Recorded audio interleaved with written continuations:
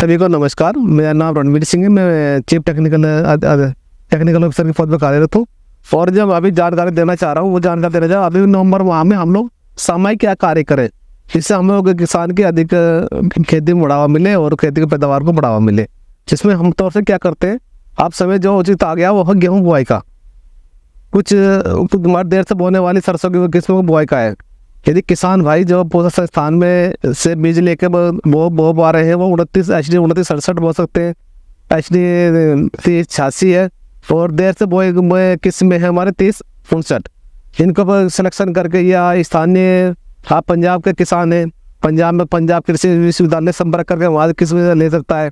करनाल में है, करनाल में हमारे इंस्टीट्यूट है, उनसे इंस्टीट्यूट संपर्क करके वैरायटी स्थानिक वैरायटी का सिलेक्शन करके आदमी पैदावार लेके अपनी खेती करके बढ़ा सकता है। और वह दूसरी बात आती है हमारे सरसों में, फसल है सरसों कुछ तो वैसे आगे थी जो किस्में थे वो हम लोग बो चुके किसान। तो अभी कुछ किसान भाई बोना चाह रहे हैं वो देर से बोई जाने वाली किस्मों का सिलेक्शन करें, उनको सिलेक्शन करके स्थानीय अपने कृषि संस्थान से खरीद के और उनको अपने खेतों में लगाएं।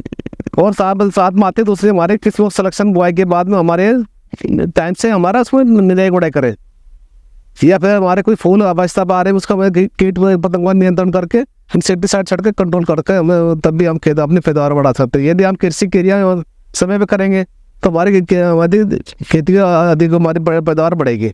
जो अब सब समय सस्या क्रिया है हमारे खेती में, हमने यदि हम गेहूँ बो रहे हैं या सरसों बो रहे हैं इसमें हम लोग क्या करें, यदि हम बुआई के बाद में कोई आकर हमारे सर्दी वाले घास उग जाता है उसके पहले हम लोग खेत में तैयारी के साथ साथ ही कुछ तो हम लोग इंसेक्टिसाइड उसमें खरपतवार नियंत्रण के बारे में दवाई से छिड़काव कर सकते हैं। जो मेन तो हमारी है हमारे हर्बिसाइड, वो हर्बिसाइड हमारे पेंडिमेथिलीन। यदि हम फसल को बुआई कर देंगे, फसल के बुआई के अगले दिन बाद उसको हम लोग खेत मिट्टी की सतह पे से छिड़काव कर देंगे। बहुत ही कारगर और सभी फसलों में उपयोगी पेंडिमेथिलीन शाकनाशी, इसका हम लोग छिड़काव कर दें तो घास हमारे फसल में वो होगा ही नहीं।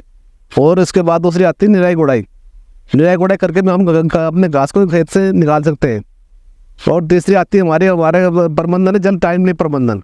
अब गेहूँ की पहले सिंचाई करेंगे हम लोग 21 दिन बाद, दूसरी करेंगे 40-45 दिन बाद, तीसरी करेंगे 65-70 दिन बाद, ऐसे हमारे 80-85 दिन बाद दूसरी हमारी चौथी सिंचाई देते हैं। पाँचवीं आती है हमारे 100 से 115 दिन के बीच में, ये तो हमारे गेहूँ की सिंचाई। ऐसे हमारे सरसों हम जो फसल दूसरी है ये हमारी तिलहन फसल है। तिलहन फसल को लगभग हम हमेशा ही 30 से 35-40 दिन बाद हम लोग पहले सिंचाई देते हैं, इससे उसको फुटाव ज़्यादा होता है। और विशेष तौर से हमें इसमें सरसों में थिनिंग की आवश्यकता होती है। यदि पौधे घने हैं तो हमारे पौधा कमज़ोर होगा तो हमारा दाना भी कमज़ोर होगा। इसीलिए हम उसका सस्य क्रिया का ध्यान रखना पड़ेगा हमें। हाँ, यदि हमारे 1.5-2 फीट में हमारा जनरली हमारा पौधा होना चाहिए, इससे हमारा पौधा उसमें शाखा ज़्यादा निकलेगी। शाखा ज़्यादा होगी तो हमारा दाना पौधा बढ़वार करेगा और दाना अच्छा निकलेगा। इसलिए वो और आवश्यकता हमारी होती है इंसेक्ट पेस्ट की।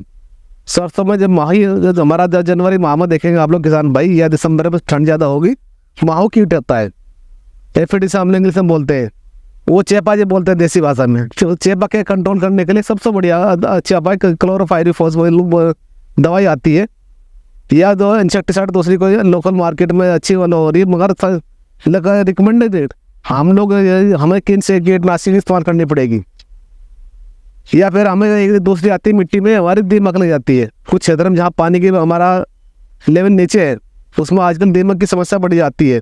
यदि हम पानी लगा रहे हैं उसमें हमने क्या करेंगे, दीमक की दवाई क्लोरोपाइरीफॉस मिट्टी पानी साथ लगा देंगे और मिट्टी में तो वहाँ तक कंट्रोल हो जाएगा।